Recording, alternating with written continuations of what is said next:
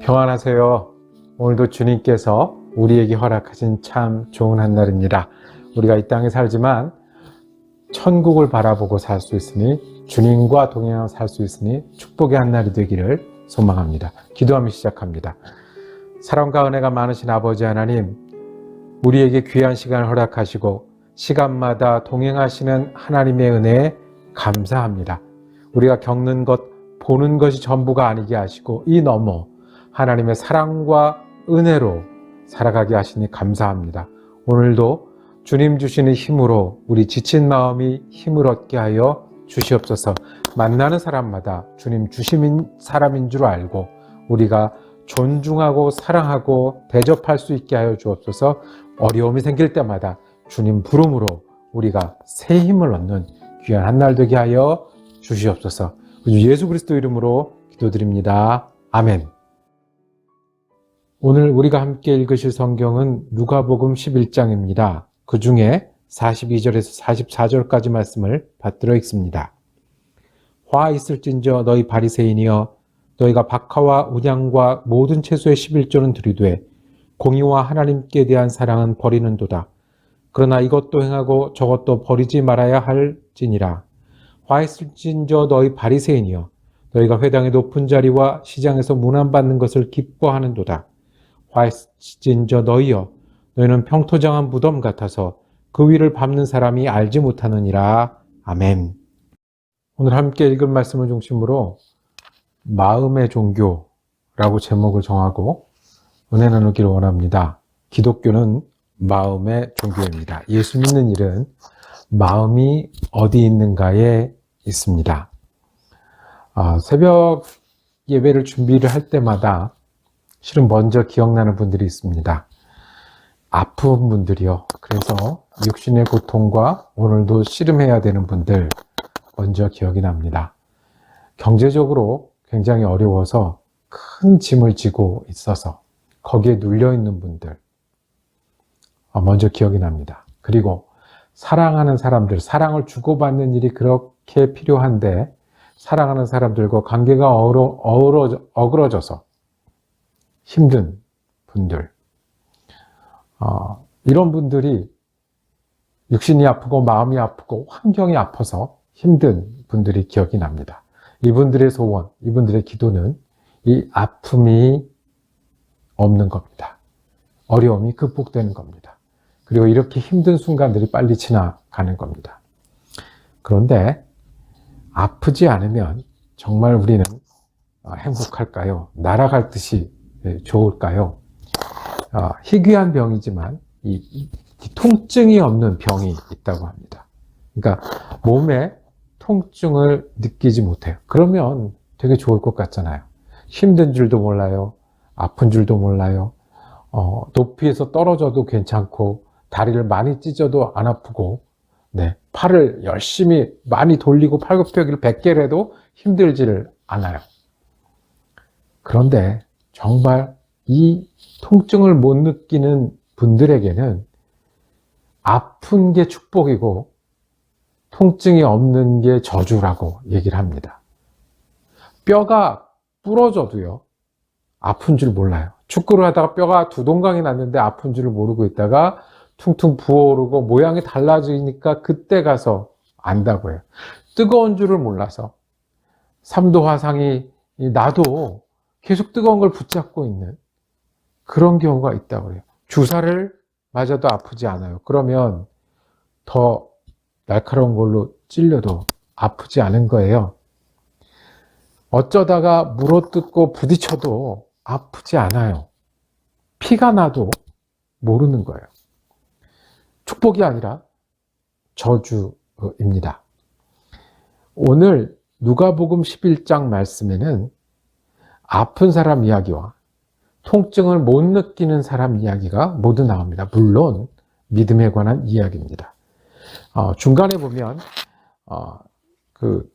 귀신 들린 사람이 예수를 만나는 장면이 나옵니다. 14절에 예수께서 한 말 못하게 하는 귀신을 쫓아내시니 귀신이 나가매 말 못하는 사람이 말하는지라 무리들이 놀랍게 여겼으나 귀신에 사로잡혔으니 얼마나 고통스러웠겠어요. 자기가 어떻게 할 수 없는 몸이 되었고 입을 열고 말할 수 없는 게 되었는데 참 큰 병이고 저주받은 인생이고 큰 어려움에 다른 사람들까지도 힘들게 하는 그런 모양이었어요. 그런데 예수님을 만났죠. 예수님을 만났을 때 예수님의 권위에 귀신이 쫓겨나가고 그 사람은 새 사람이 되었습니다. 저주받은 인생이었지만 그 사람은 치유받을 수 있었고 새로움이 있을 수 있었어요. 그런데 더 나쁜 경우는 아픈 줄 모르는 사람이에요. 자기가 저주받은 줄 모르는 사람이에요. 자기가 힘든 줄 모르는 사람이에요. 자기가 바뀌어야 되는지를 모르는 사람이에요. 귀신 들린 사람은 자기가 귀신 들려서 고통 가운데 있는 걸 알고 예수님을 만났지만 예수님 필요 없다고, 나는 건강하다고, 아무렇지 않다고 말하는 이 사람. 그 뒤에 오늘 읽은 본문은 바리새인과 율법 교사와 했던 예수님의 만남이었습니다. 예수님이 야단을 칩니다.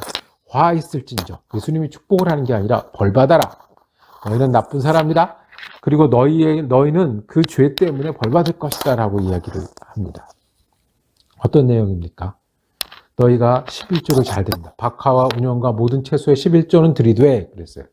이 바리새인과 율법학자는 종교인입니다.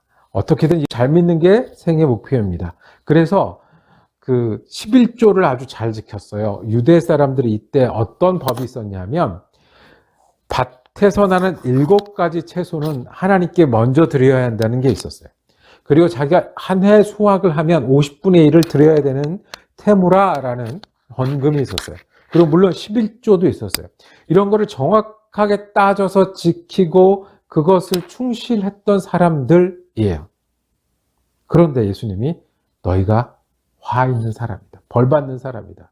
고통 가운데 있는 사람이다 얘기했어요. 그 다음에 바리새인이여 너희가 회당의 높은 자리와 시장에서 문안받는 것을 기뻐하도다 말씀하셨습니다. 회당의 높은 자리는 아무나 앉는 자리가 아니라 인정받는 자리예요. 회당의 높은 자리는 사람들을 다 내려다보고 거기서 말씀을 전하고 중심이 되는 자리예요.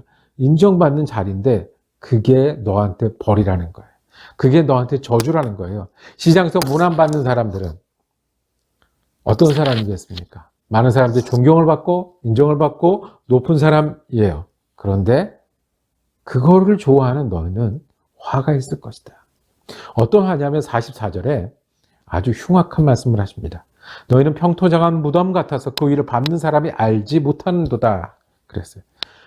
무덤이 있는데 평토장을 해서 알아볼 수가 없는 거예요. 무덤이 뭡니까? 죽음이 갇혀진 공간입니다. 너희가 그런 사람이라는 거예요.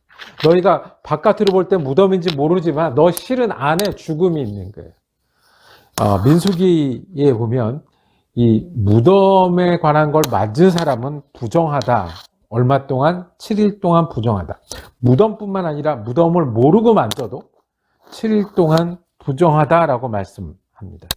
그런 사람이에요. 너 때문에 너는 죽음을 가지고 있는 사람이고 그렇게 저주받은 사람이고 너 때문에 다른 사람도 부정하게 만드는 사람이다 라고 말합니다. 귀신 들린 사람과 율법학자 누가 더 힘든 사람이고 고통스러운 사람이고 그리고 저주받은 사람입니까? 두 가지를 묵상하기 바랍니다. 우리가 고통 가운데 있을 수 있습니다. 그런데 고통 가운데 우리가 예수님을 찾으면 그것이 복이 될 수 있습니다. 고통이 쉽단 말씀을 드리는 건 아닙니다. 빚을 지고 환경이 어려운 것을 그냥 아무것도 아니다라고 말씀만 하는 게 아닙니다. 힘들지만 어렵지만 주님이 아시고 주님이 치유의 주님이시고 우리가 주님께 소망이 있습니다. 더 나쁜 것은 두 번째, 마음이 어디 있는가를 찾으시는 주님입니다. 11조 좋은 것이고 다른 사람들에게 인정받는 종교인 좋은 것인데 그것만 하지 말고 네 마음이 어디 있느냐. 기독교는 대대로 마음의 종교라고 여겼습니다. 네 심장이 어디 있느냐. 그 심장에서 공의가 나오느냐? 그 심장에서 사랑이 나오느냐? 그러니까 하나님께 마음이 있어서 네 믿음을 들여서 정말 하나님 앞에 정직하게 살려고 하느냐? 그 믿음을 들여서 하나님 사랑해서 네가 믿음으로 살려고 하느냐? 이것이 없으면 화 있을진저와 같다고 말씀합니다. 이 율법학자들은 디테일에 강했습니다. 모를 세고 11조를 나누고 50분의 1을 세고 날짜를 지키는 일에 강했습니다. 그런데 그러면서 마음을 잊었습니다. 예수 믿는 일은 마음으로 하는 겁니다. 힘드신 여러분들, 힘들어도 예수님 앞에 힘들면 주님 때문에 우리가 새로움을 경험할 것입니다. 그리고 우리가 마음에 애통하고 마음이 가난할 때 주님은 우리에게 은혜를 더하실 겁니다. 기도하겠습니다. 주님, 우리가 힘든 순간을 맞아도 우리 곁에 계신 주님으로 말미암아 새 힘을 얻는 사람들이 되게 하여 주시옵소서. 그리고 하나님, 우리가 믿는다 하면서 오래 믿었다 하면서 자유를 잃고 복잡해지고 더 힘들어지는 그런 율법학자가 아니라 우리 마음이 여기 있다라고 보여드릴 수 있는 믿음의 사람 되게 하여 주시옵소서.